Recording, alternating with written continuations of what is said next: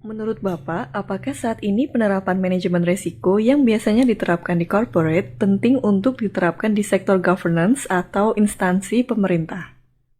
Baik, terima kasih. Untuk kali ini kita akan membahas manajemen risiko dan seberapa penting kita harus membangun unit manajemen risiko.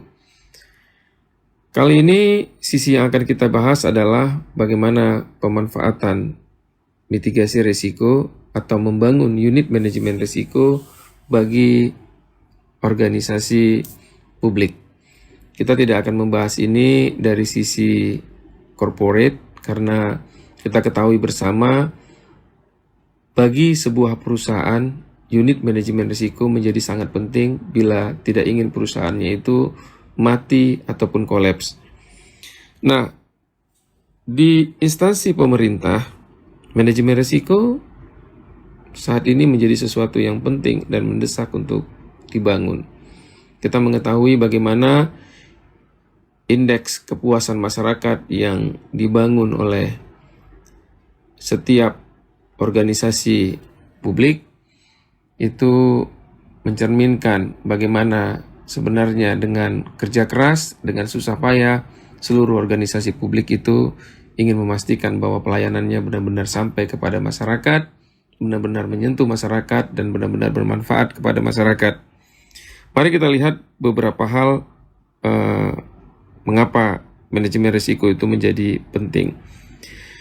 Yang pertama karena manajemen risiko mampu memprediksi risiko yang muncul di masa yang akan datang. Kemudian yang kedua, manajemen risiko mampu meningkatkan kinerja. Di perusahaan, meningkatkan kinerja bukan hanya berbicara tentang aset dan uang, tetapi bagaimana kerugian karena hilangnya kepercayaan masyarakat.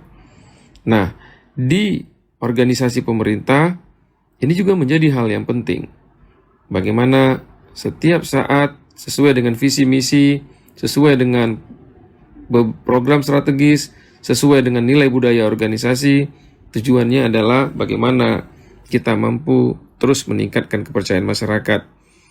Kemudian yang ketiga, yaitu bila kita mampu membangun unit manajemen risiko, maka kita sudah menjadikan organisasi kita adalah organisasi yang proaktif, bukan reaktif. Maksudnya adalah bahwa dengan adanya manajemen risiko, dengan kita mengetahui risiko yang muncul di masa yang akan datang, maka secara otomatis kita akan menjadi sangat proaktif untuk mencegah risiko tersebut terjadi. Bukan reaktif, yaitu reaksi yang kita berikan pada saat risiko tersebut sudah muncul. Kemudian yang berikutnya, yang keempat adalah kita mampu mencegah kekecewaan para pegawai karena sistem. Nah, kalau di perusahaan, ini adalah upaya untuk mencegah kecelakaan kerja. Kita ketahui bahwa hari ini dengan latar belakang pegawai, kompetensi yang berbeda, potensi yang berbeda, kemudian tekanan dan tingkat stres yang berbeda-beda, tentunya harus dibuat mitigasi risiko bagaimana kekecewaan atau pemberian beban kerja disesuaikan dengan masing-masing kemampuan pegawai, sehingga seluruh visi misi, target, strategis, dan apa yang menjadi keinginan dari budaya organisasi itu dapat kita jalankan dengan baik. Kemudian yang paling penting juga bahwa dokumen manajemen risiko dapat dijadikan alat untuk evaluasi, baik evaluasi mingguan, kemudian evaluasi bulanan, semesteran, hingga tahunan. Dengan kita mempunyai unit manajemen risiko, otomatis dokumen-dokumen yang mencerminkan masalah yang akan muncul di masa yang akan datang, benar-benar itu menjadi alat yang diketahui secara bersama-sama untuk melakukan evaluasi kegiatan-kegiatan yang dilaksanakan di unit organisasi tersebut. Kemudian yang terpenting, yang terakhir, mengapa manajemen risiko ini sangat diperlukan. Yang pertama bahwa manajemen risiko itu dapat meningkatkan kompetensi dan inovasi pegawai.